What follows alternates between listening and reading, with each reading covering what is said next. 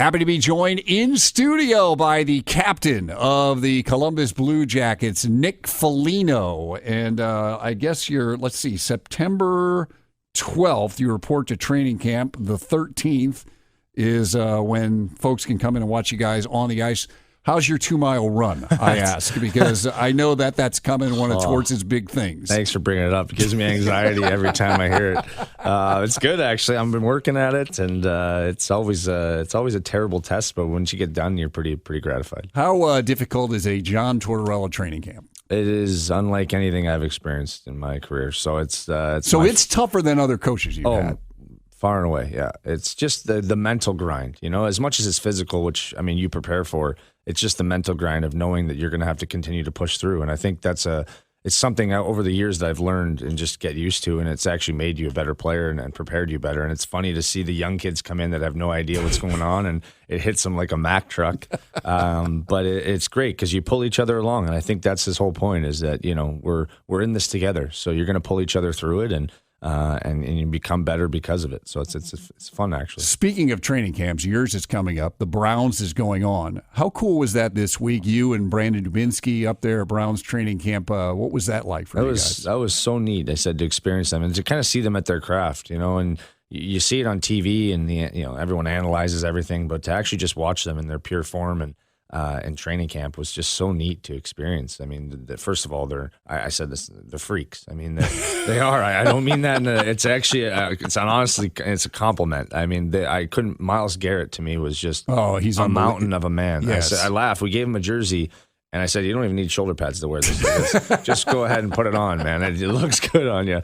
And then Baker, you could see him.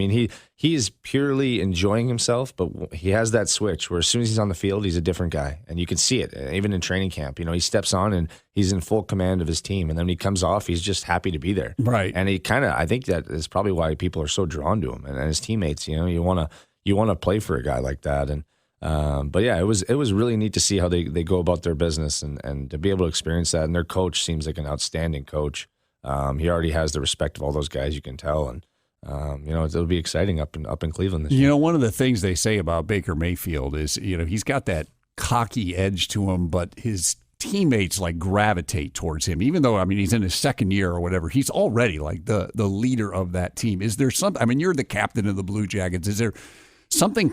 Do guys just have it in terms of leadership, or is it something that can be developed? Maybe a little of both. What do you think? I really do think it's like you said. I think when you have this energy to you, guys gravitate towards that. It's like you're going somewhere and they want to come along, and that's what you can see out of Baker. It just seems like he's going somewhere and wants to take them with him. And you try to do that in any profession. I think the same thing goes for myself. I think you have to have that energy about you, that excitement, because then people are drawn to it, and then from there you can instill your culture or your beliefs. And but I'm lucky. I got a room of guys that have that same energy and excitement, and we have a lot of fun doing it together. Nick Foligno, captain of the Blue Jackets, in studio. The reason he's here: single game tickets for regular season home games for the Jackets go on sale this morning, 10 o'clock.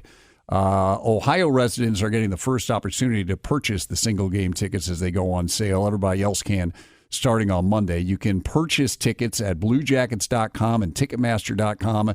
Tickets also available at the Big Lots box office at Nationwide Arena, Ohio Health Chiller Ice Rinks, and the Fox Sports Ohio Blue Line at the mall at Tuttle Crossing. Expectations, Nick, for this season. We know the offseason, Brad goes away, Bob goes away, but Jarmo Kekalainen continues to be very confident in this team, and I know you are too. You feel like expectations shouldn't drop at all? No, not at all. If anything, they should go up. I think our group, the way we're built, the leadership group that we have, the depth that we have, should pick up right where we left off. Yeah, those guys are great players, and we'll miss them. There's certain aspects of the season that they were huge for us, and we wish them well. But we have a group of guys that want to be here, that want to take this team to a Stanley Cup, and I think that becomes even more dangerous and more exciting. So I love the idea that this group is hungry, has a little chip on their shoulders. And we're going to do everything we can to prove that we're the team that we've always envisioned. And it's going to be hard. Every year, every team thinks they're going to win the Stanley Cup. So it's about our start and our belief in ourselves, and then everything else kind of comes with that. I wonder how you look at last season and what happened in the playoffs. The series was just so electrifying, the sweep of Tampa Bay. And then a very close competitive series against Boston. It goes the other way. They come to within a game of winning the Stanley Cup, and you're sitting at home watching it. Do you look at that was a successful playoff run because you beat the team that everybody said was unbeatable, or do you look back and shake your head in disappointment that it ended the way it did? Oh, I think a little bit of both. I do look at it as progress. I mean, absolutely. With the way our team came together, what we did with our fans, to win that first series, I think was just so nice to finally be able to deliver that to our fans and at home, celebrate with them. And then knowing full well that second series could have went either way. Yep. I mean, obviously we need to score more goals, and that's on us and finding a way to win. But there's learning curves to that as well. So I think we're confident, though, that if we play that brand of hockey, I mean, there's not many teams that could play with us. I think we felt very confident that had we got through Boston, we would have been in the same position as them, and that's a good feeling. So our group is first of all, ahead of the game now with experiencing that. I think once you get that's so hard to attain in our league. I mean, only so many teams move on, and to get that experience, I think it makes us hungry to want more.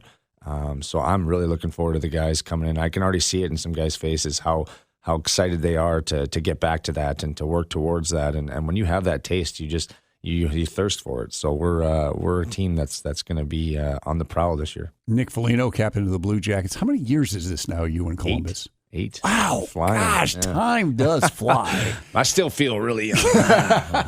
But you've made your mark in this community with not only on the ice, but with everything that you do on the ice, and you do it in your hometown. Why is that so important to you to be involved in the community as much as you are?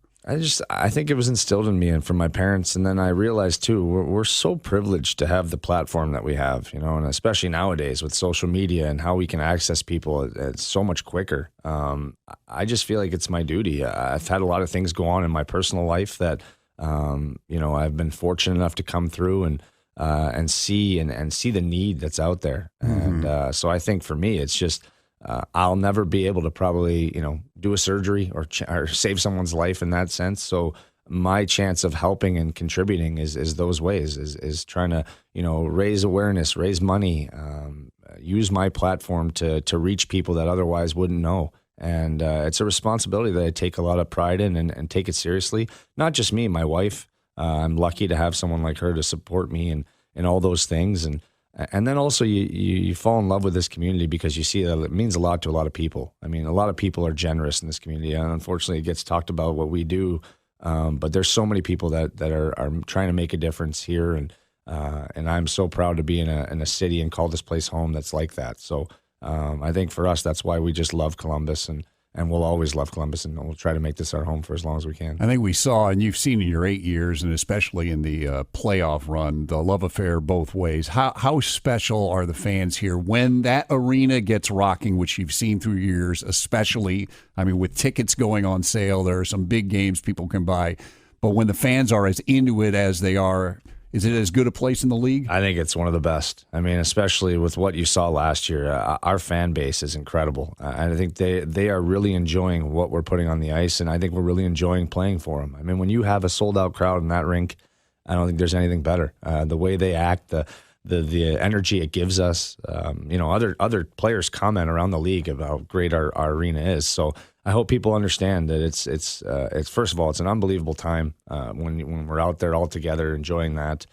So I'm really looking forward to seeing a packed house every game coming up, and especially with the group we have. I hope people are as excited as we are, because I really feel like we're a team that is going to make a lot of noise. Obviously, we got to work at it, but the way our brand of hockey is kind of coming together, we're making for fun nights each and every night. So with Bob gone, does the hug go by the wayside, or do you hug Elvis and or I said I'm just Corpy gonna afterwards? have to hug everybody and just feel what's natural and just start to go from there. So well, hopefully we see a lot of them coming up this season. That would be great. Nick, thanks so much for coming in. Appreciate it, and good luck this season. We look forward to checking in with you again. Blue Jackets single game tickets are on sale as of 10 o'clock this morning, and they're including tickets for the home opener, the season opener against Toronto, which is coming up on Friday, October 4th. So 10 o'clock this morning, you can do it in bluejackets.com, ticketmaster.com.